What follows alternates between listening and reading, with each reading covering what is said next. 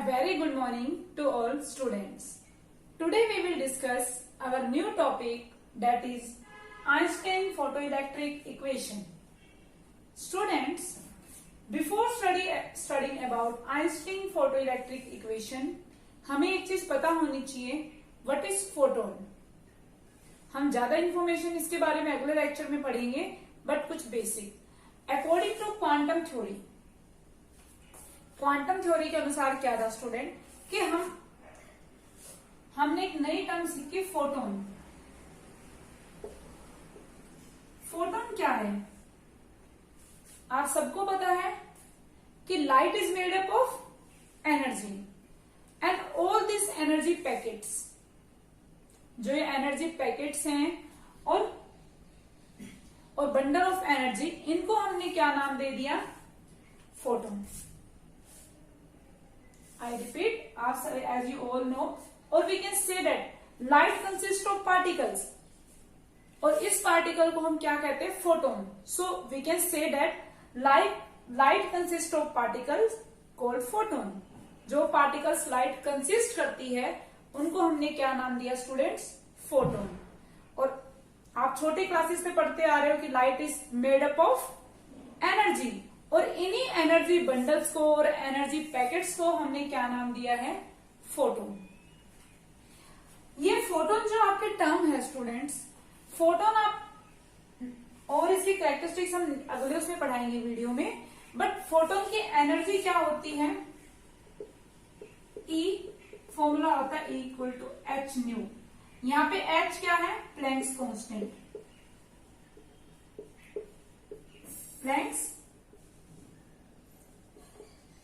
Constant और nu क्या होगी? फ्रीक्वेंसी. स्टूडेंट, जैसे हम पहले कह रहे थे कि एनर्जी क्या, लाइट जो है क्या कर रही? बह रही है, फ्लो कर रही है, यही कहते थे. बट क्वांटम थ्योरी ने क्या कहा कि नहीं, एनर्जी जो है हम कैसे करेंगे? पैकेट्स के फॉर्म में फेंकेंगे. एक तरह से एनर्जी यही हो गया कि पैकेट के फॉर्म में, यही कह रही है. पहले हम पढ़ रहे थे लाइट फ्लो कर रही है इस तरह से, ये एनर्जी. इसने क्या कहा? नहीं, जैसे हम दूध है क्या कर रहा है? फ्लो कर रही है. जबकि क्वांटम थ्योरी ने क्या कहा? Energy packets. तो उसने क्या कहा? जैसे दूध को मैं क्या कर दूं? पैकेट ले लूं, वीटा का पैकेट हो गया या कोई और हो गया, तो उस पैकेट्स के रूप में उसको क्या करूं? थ्रो करूं. यही चीज यहाँ पे है. तो फोटोन क्या है? पार्टिकल है एक, और इसकी एनर्जी क्या होती है? एच न्यू, और एच यहाँ क्या है? Planck's constant. तो इसी पे स्टूडेंट जो प्लैंक्स क्वांटम थ्योरी थी, इसी के बेस पर आइंस्टीन ने सारी हमारी क्या बनाई? Einstein photoelectric equation. अगर ये थ्योरी नहीं होती तो हमारी आइंस्टीन फोटोइलेक्ट्रिक इक्वेशन नहीं बनती.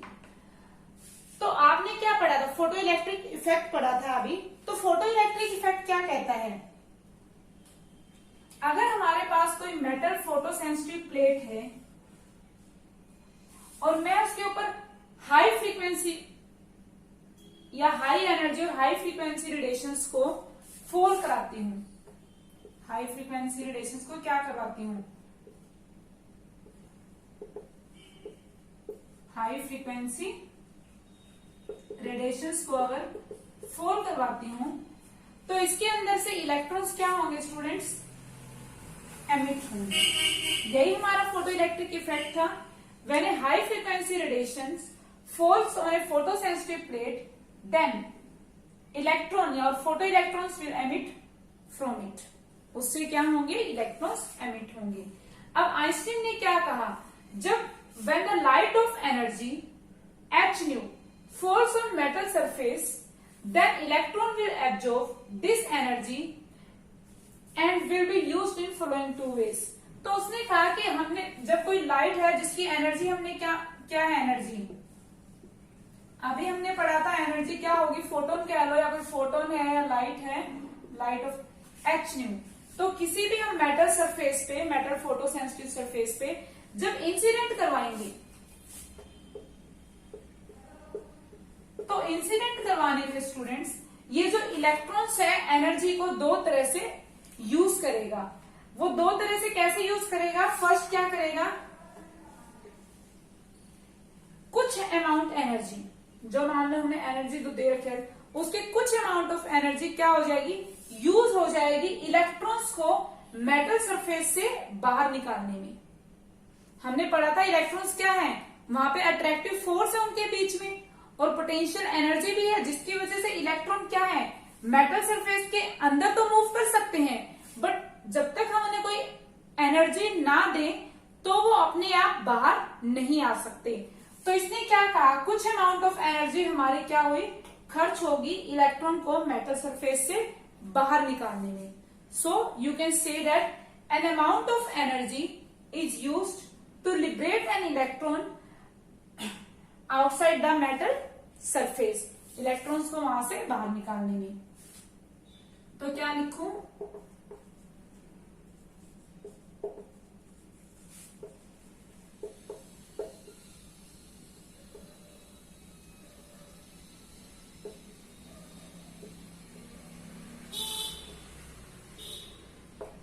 Liberating an electron from metal surface. और जो बची हुई एनर्जी है, कुछ एनर्जी यहाँ पे खर्च हो गई, और जो हम इसको हम क्या नाम देते हैं, जो एनर्जी इलेक्ट्रॉन्स को मेटल सरफेस से बाहर निकालने में खर्च होती है, वो हमारा क्या होता है, वर्क फंक्शन। वर्क फंक्शन क्या था, minimum energy required by an electron to eject from metal surface. जो मिनिमम एनर्जी इलेक्ट्रॉन को चाहिए होती है मेटल सरफेस से बाहर आने में, तो हम क्या कह सकते हैं, ये एक तरह से क्या है, वर्क फंक्शन ही है। तो इसमें खर्च होगी, जो हमारी एनर्जी बची वो एनर्जी क्या करेगी, बची हुई एनर्जी इलेक्ट्रॉन्स को वेलोसिटी प्रोवाइड करेगी। आप वेलोसिटी कह दो या फिर क्या होता है, half mv square kinetic energy.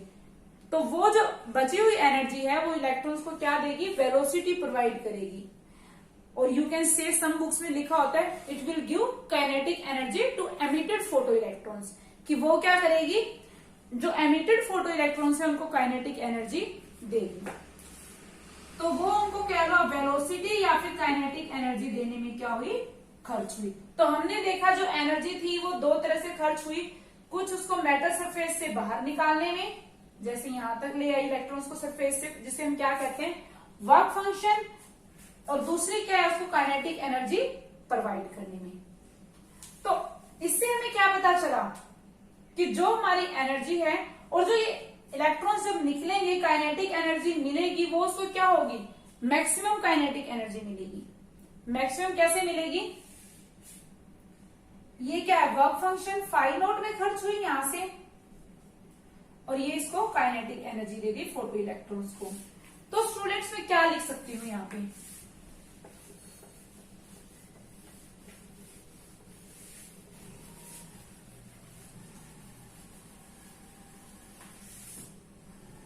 तो जो हमारे पास एनर्जी थी H न्यू, वो टू पार्ट्स में हुई। पहली क्या है, work function phi naught plus to provide kinetic energy to photo electrons, और जो ये वेलोसिटी होगी फोटो इलेक्ट्रॉन्स की मैक्सिमम वेलोसिटी होगी। कैसे, हम देखते हैं। तो स्टूडेंट्स हमने रिलेशन देखा, h nu equal to phi naught plus half mv square, और जो वेलोसिटी क्या है, मैक्सिमम। जैसे हम इसका एग्जांपल ले लें, अगर हमारी एनर्जी है जो कि एच न्यू, इलेक्ट्रॉन वोल्ट में मेजर करेंगे, work function phi naught and waste कितनी हुई, और half mv square kinetic energy. Waste मतलब क्या है स्टूडेंट, जब इलेक्ट्रॉन मेटल सरफेस से निकल रहा है, ऐसा नहीं है सीधा ही बाहर आ जाएगा, बीच में कितने और इलेक्ट्रॉन हैं आयंस, उनसे क्या होगा, कोलाइड होगा, कोलिजन होगा, और कोलिजन की वजह से हमारी एनर्जी क्या हो जाएगी, कुछ वेस्ट हो जाएगी।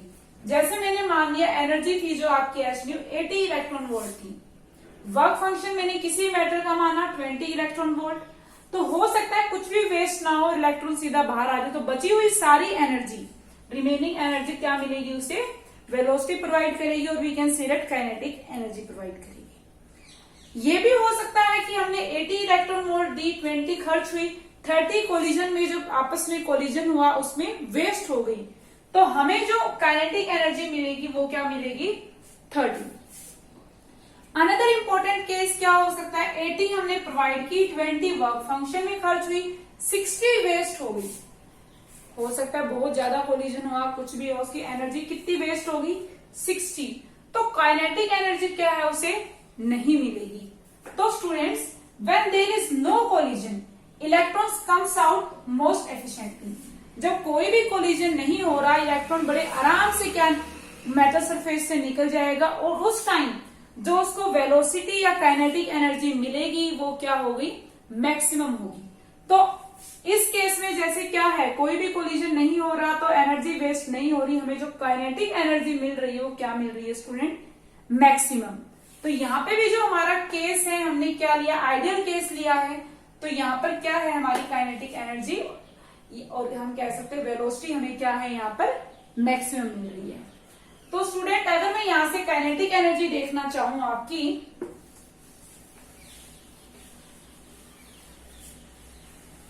तो मेरे पास काइनेटिक एनर्जी कितनी आ जाएगी, काइनेटिक एनर्जी इस तरफ ले आओ आपकी, हाफ mv², मैक्सिमम है वेलोसिटी। इसको हम के भी लिख सकते हैं काइनेटिक एनर्जी के लिए, के कुछ भी लिख लो, क्या हो गया, equal to H nu minus में phi naught, h nu minus में फाइ नॉट। अब एक टर्म आती है स्टूडेंट, थ्रेशोल्ड फ्रीक्वेंसी। क्या आती है, थ्रेशोल्ड।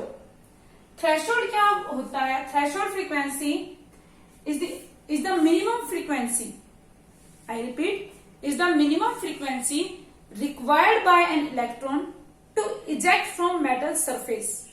वो मिनिमम फ्रीक्वेंसी होती है जो इलेक्ट्रॉन को चाहिए होती है मेटल सरफेस से बाहर आने के लिए। मीन्स अगर हमारी फ्रीक्वेंसी थ्रेशोल्ड फ्रीक्वेंसी से कम हुई तो इलेक्ट्रॉन क्या होगा, मेटल सरफेस से बाहर नहीं आएगा। मतलब मिनिमम फ्रीक्वेंसी हमारी थ्रेशोल्ड फ्रीक्वेंसी के इक्वल तो होनी ही चाहिए जब उसको मेटल सरफेस से अगर बाहर आना है, तो वो क्या होती है हमारी थ्रेशोल्ड फ्रीक्वेंसी। तो student, if the incident photon is of energy h nu naught, अगर इतना एनर्जी है, it just sufficient to eject the electron from the metal surface without imparting it any kinetic energy. अगर हमारी क्या है, जो energy है इंसिडेंट फोटोन की, जो फोटोन हमने मेटल सरफेस पे क्या था, स्ट्राइक किया था, उसकी एनर्जी अगर इसके इक्वल है, थ्रेशोल्ड फ्रीक्वेंसी को मैंने रिप्रेजेंट कर दिया फाइ नॉट से, अगर उसकी एनर्जी इक्वल है h न्यू नोट से, तो वो भी क्या करेगा, हमारे इलेक्ट्रॉन को मेटल सरफेस से बाहर निकाल देगा, बट उसे कोई काइनेटिक एनर्जी प्रोवाइड नहीं करेगा। फिर से रिपीट करती हूं, ये हमारी मेटल सरफेस है। अगर हमने इलेक्ट्रॉन, जो पहले हम एनर्जी दे रहे थे, कितनी दे रहे थे, h न्यू, अब हमने कहा था कि मिनिमम फ्रीक्वेंसी थ्रेशोल्ड फ्रीक्वेंसी के इक्वल होनी चाहिए। तो मैंने माना जो इंसिडेंट फोटोन है उसकी एनर्जी अगर किसके इक्वल है, h न्यू नोट के इक्वल है, या इतनी एनर्जी का है, तो वो फोटोन भी क्या करेगा, इलेक्ट्रॉन को क्या करेगा, मेटल सरफेस से बाहर निकाल देगा। इतनी का मेटल सरफेस से बाहर निकालेगा, बट कंडीशन क्या है, उसको कोई काइनेटिक एनर्जी प्रोवाइड नहीं करेगा। मींस जो हमारा इलेक्ट्रॉन है, फोटो इलेक्ट्रॉन है, वो मेटल सरफेस पे ही रहेगा, मूव नहीं हो पाएगा, वहीं सरफेस पे ही रह जाएगा, क्योंकि उसको काइनेटिक एनर्जी तो प्रोवाइड की नहीं। तो इस केस में हम क्या कह सकते हैं कि जो हमारा वर्क फंक्शन है वो किसके इक्वल हो गया, work function is equal to,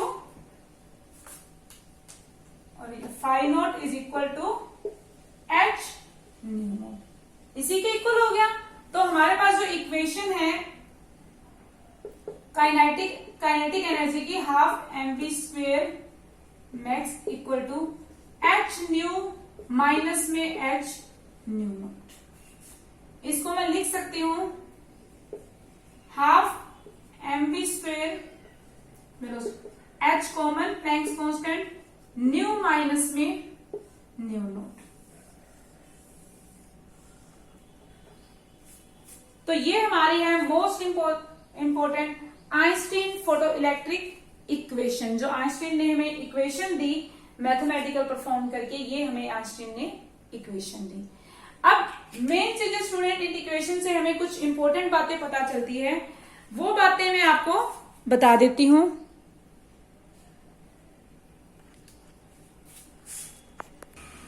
students, एक चीज हमेशा याद रखना कि if we supply energy greater than work function, it is not necessary that electron is ejected out of metal surface.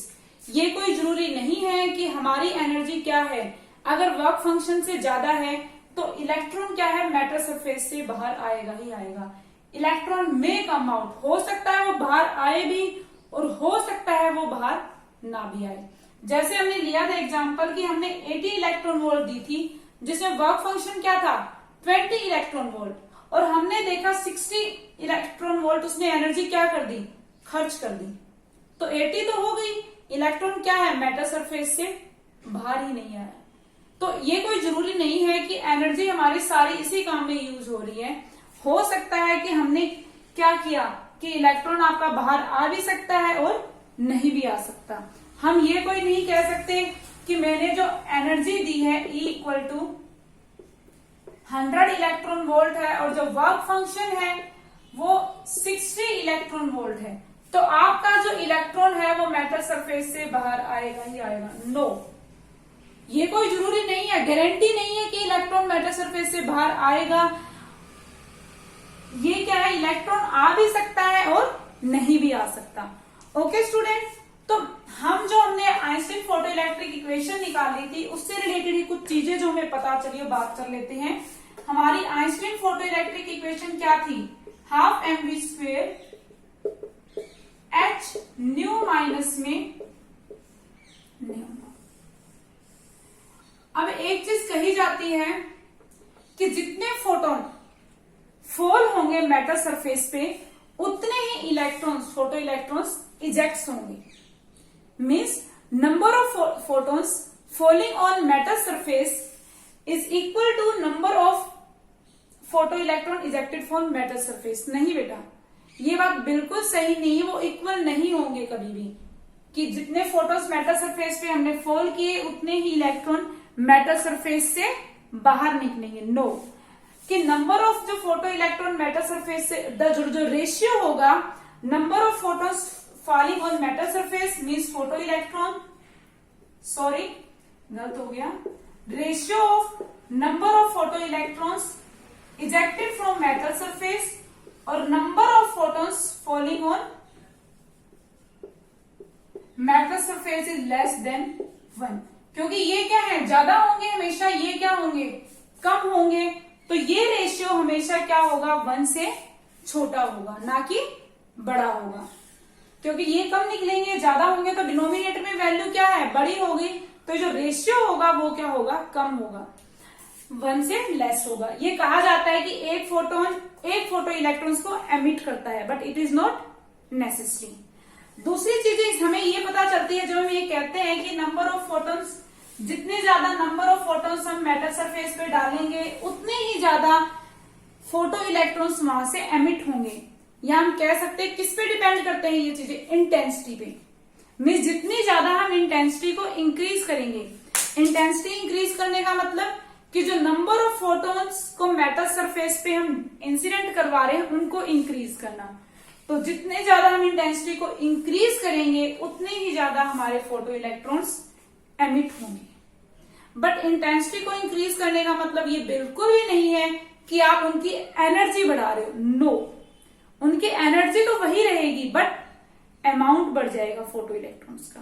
Okay students, एक चीज आप याद रखना स्टूडेंट्स, यहां से भी हमें पता चल रहा है अगर हमारा क्या है, थ्रेशोल्ड फ्रीक्वेंसी जो मैंने न्यू नोट से रिप्रेजेंट की है, इज ग्रेटर देन न्यू. अगर हमारी थ्रेशोल्ड फ्रीक्वेंसी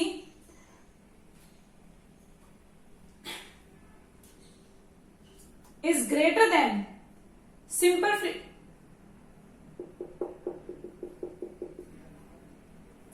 फ्रीक्वेंसी, अगर थ्रेशोल्ड फ्रीक्वेंसी हमारी ज्यादा है इंसिडेंट फ्रीक्वेंसी से, सॉरी, तो उस केस में क्या होगा, हमारी जो काइनेटिक एनर्जी आएगी वो क्या आएगी स्टूडेंट्स, नेगेटिव.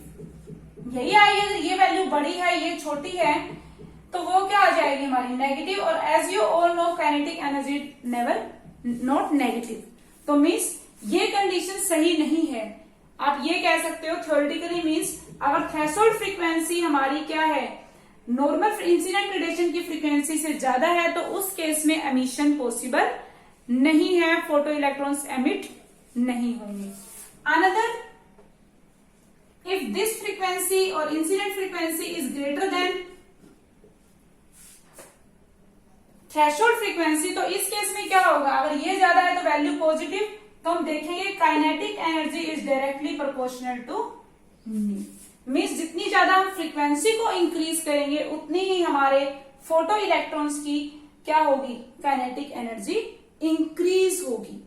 मीन्स अगर हम इससे क्या पता चलता है कि जो हमारी काइनेटिक एनर्जी है एमिटेड फोटो इलेक्ट्रॉन्स की, वो किस पे डिपेंड करती है, फ्रीक्वेंसी पे, कि फ्रीक्वेंसी को अगर मैं बढ़ा रही हूं काइनेटिक एनर्जी भी क्या हो रही है, इंक्रीज हो रही है। Okay students, this is all about Einstein photo electric equation. एक बार मैं रिपीट करती हूँ, आइंस्टीन फोटो इलेक्ट्रिक इक्वेशन हमें क्या कहती है, अगर हमारे पास कोई मेटल सरफेस पे है और उस पर हमने क्या किया, कोई एनर्जी या फोटोन्स को फॉल करवाया, तो जो एनर्जी है टू पार्ट्स में डिवाइड हो गया, कैसे टू पार्ट्स में यूज होगी। पहला, इलेक्ट्रॉन्स को मेटल सरफेस से बाहर निकालने के लिए, कुछ एनर्जी कहाँ यूज होगी, इलेक्ट्रॉन्स को मेटल सरफेस से बाहर निकालने के लिए, जिसको हम क्या नाम देते हैं, वर्क फंक्शन। और जो एनर्जी बच गई वो क्या करेगी, उन इलेक्ट्रॉन्स को वेलोसिटी या फिर कह लो काइनेटिक एनर्जी क्या करेगी, प्रोवाइड करेगी। उसके लिए हमने एक इक्वेशन बनाई जो हमारी सोल्व करके ये आई, जिसे हम कहते हैं Einstein photo electric equation. Another important thing, जो हमारी काइनेटिक एनर्जी है वो डायरेक्टली प्रोपोर्शनल है फ्रीक्वेंसी के, जितना ज्यादा आप फ्रीक्वेंसी इंक्रीज करोगे काइनेटिक एनर्जी इंक्रीज होगी। तो ये कोई जरूरी नहीं है स्टूडेंट कि आपकी एनर्जी अगर वर्क फंक्शन से ज्यादा है तो इलेक्ट्रॉन मेटल सरफेस से इजेक्ट होगा ही होगा, इट इज नॉट नेसेसरी। अगर हमारी क्या है, फ्रीक्वेंसी थ्रेशोल्ड फ्रीक्वेंसी से कम है तो हमारा इलेक्ट्रॉन क्या होगा, उस मेटल सरफेस से बाहर नहीं आएगा। अंदर topic we will discuss next students, relation between cut off potential, frequency of the incident photon and threshold frequency. हमारे पास आइंस्टीन फोटो इलेक्ट्रिक इक्वेशन आ गई थी, जो कि क्या थी, maximum kinetic energy is equal to H nu minus nu naught. अब स्टूडेंट्स, हमने पीछे जो हमने फोटो इलेक्ट्रिक इफेक्ट किया था वहां पे हमने देखा था maximum kinetic energy equal to E V naught. अगर वो किसी को नहीं आता स्टॉपिंग पोटेंशियल वाला कॉन्सेप्ट, आप दूसरे कॉन्सेप्ट से समझ लो कि W क्या होता है, वर्क, क्यू वी यही होता है, क्यू क्या है, चार्ज। तो चार्ज यहाँ पे क्या है हमारा, इलेक्ट्रॉन, V क्या है, पोटेंशियल। और हमने क्या देखा था कि उसको चलाने के लिए सोर्स को हम स्टॉपिंग पोटेंशियल का यूज कर रहे थे स्टॉपिंग पोटेंशियल नेगेटिव में स्टॉपिंग पोटेंशियल, और उसको हमने नाम दिया था V नॉट। तो हम देखते हैं कि वर्क डन क्या होता है, चेंज इन काइनेटिक एनर्जी। पढ़ा हुआ है आपने 11th में, work done is change in kinetic energy. तो हमारा काइनेटिक एनर्जी किसके इक्वल होगी, ई वी नॉट के इक्वल। तो यहाँ पे मैं काइनेटिक एनर्जी की जगह क्या लिख सकती हूँ, E V naught that is equal to H nu minus में न्यू नॉट। और as you all know frequency क्या होता है, सी अपॉन में lambda, C speed of light upon में लैम्डा। तो लैम्डा क्या है यहाँ पे, वेवलेंथ ऑफ इंसिडेंट रेडिएशन, जो रेडिएशन मेटल सरफेस पे फॉल हुई है उसकी वेवलेंथ। और nu naught is equal to C upon में लैम्डा नॉट। लैम्डा नॉट क्या है, threshold wavelength of metal surface. ये क्या है, threshold wavelength of metal surface लिख सकते हैं। सी को हम कॉमन ले आएंगे तो हमारे पास क्या हो जाएगा, kinetic energy E V naught is equal to H C bracket में 1 अपॉन में लैम्डा माइनस 1 अपॉन में लैम्डा नॉट। ये इक्वेशंस आपके न्यूमेरिकल्स में बहुत यूज की जाती है, कभी ये वाली और कभी ये वाली। कल हम डिस्कस करेंगे अबाउट फोटॉन्स और जो ग्राफ हमारे बच गए थे। That's all for today students. और प्लीज इसको स्टडी करना, अगर कोई भी प्रॉब्लम हो you can ask to me.